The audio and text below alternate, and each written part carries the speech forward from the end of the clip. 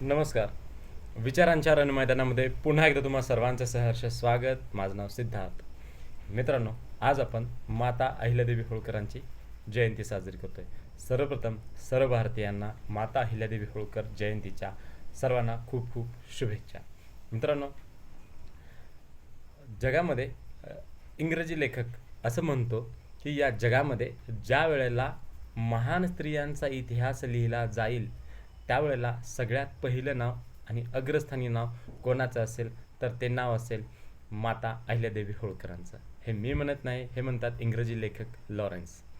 मित्रांनो, माता अहिल्यादेवी होळकरांना माता अहिल्यादेवी होळकरांची तुलना इंग्लिश राणी एलिझाबेथ यांच्याबरोबर केली जाते, डेन्मार्कची राणी मार्गारेट यांच्याबरोबर केली जाते, रशियाची राणी कॅथरीन द ग्रेट यांच्याबरोबरती केली जाते. इतकं महान व्यक्तिमत्व आपल्या भारतामध्ये होऊन गेलं आहे आणि किंबहुना विचारांच्या माध्यमातून त्यासुद्धा आज आपल्यामध्ये आहे.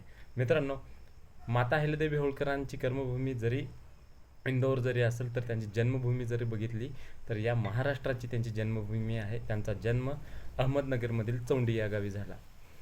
मित्रांनो, ज्यावेळेला माता अहिल्याराणी होळकर ज्यावेळेला 12 ते 13 वर्षाच्या होत्या त्यावेळेला मल्हारराव होळकरांचा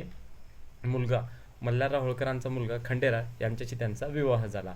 विवाहानंतर 1754 साली ज्यावेळेला कुम्हेरची लढाई झाली त्या कुम्हेरच्या लढाईमध्ये खंडेराव कामी आले, म्हणजेच त्यांचं निधन झालं. लगेच एक 10-12 वर्षातच 1765च्या दरम्यान मल्हारराव होळकरांचं निधन झालं. मित्रांनो, घरातील ज्यावेळेला 2 कर्त्या पुरुषांचं निधन होतं त्यावेळेला त्या महिलेवरती काय वेळ येते विचार करा मित्रांनो. पण त्यावेळेला माता अहिल्यादेवी होळकर डगमगल्या नाहीत. त्या नेटानं उभा राहिल्या आणि 1767 ते 1795 माळवा राज्यावरती त्यांनी राज्य केलं. त्या राज्याचं नाव होतं माळवा. त्या माळवा राज्यावरती त्यांनी राज्य केलं.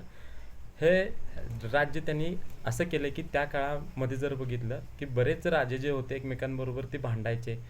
तर मुघल इतिहास जर बघितला तर त्या मुघल इतिहासामध्ये त्यांनी स्वतःच्या बापाला मारून स्वतःचं राज्य त्या केलं आहे. पण छत्रपती शिवाजी महाराज, छत्रपती संभाजी महाराज, राजाराम महाराज यांनी जे काही आपल्या स्वराज्याला संस्कार दिले ते पुढंसुद्धा चालूच राहिले.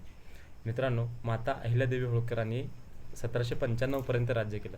तर काय झालं या 1767 ते 1795 मित्रांनो, स्वराज्य उभारणीपासून जर बघितलं तुम्ही, छत्रपती शिवाजी महाराज सतत लढायांमध्ये होते, मोहिमांमध्ये होते. छत्रपती संभाजी महाराज 10 वर्ष सतत लढायांमध्ये गेली.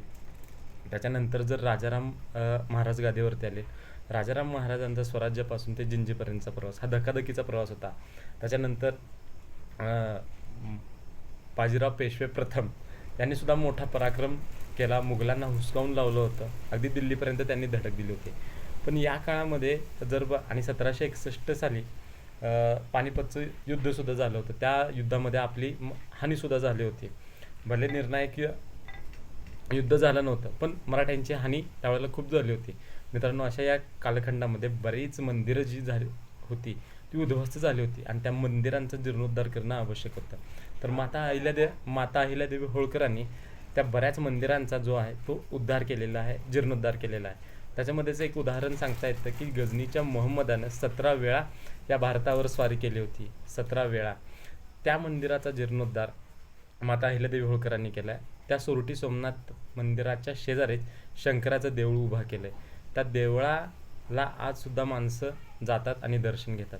तसंच काशी विश्वेश्वर, नाशिकमधील बरीच मंदिरं जर बघितली तर त्या मंदिरांचा उद्धार माता अहिल्यादेवी होळकरांनी केला. मित्रांनो, इतकं महान व्यक्तिमत्व आज या भारतामध्ये होऊन गेले आणि विचारांच्या माध्यमातून आजसुद्धा आपल्या सर्वांमध्ये ते जिवंत आहे. त्यांनी घालून दिलेले भव्य आणि दिव्य आदर्श आहेत, त्या आदर्शांवरती आजही लोकांनी चालावं अशी मी सर्वांना विनंती करतो.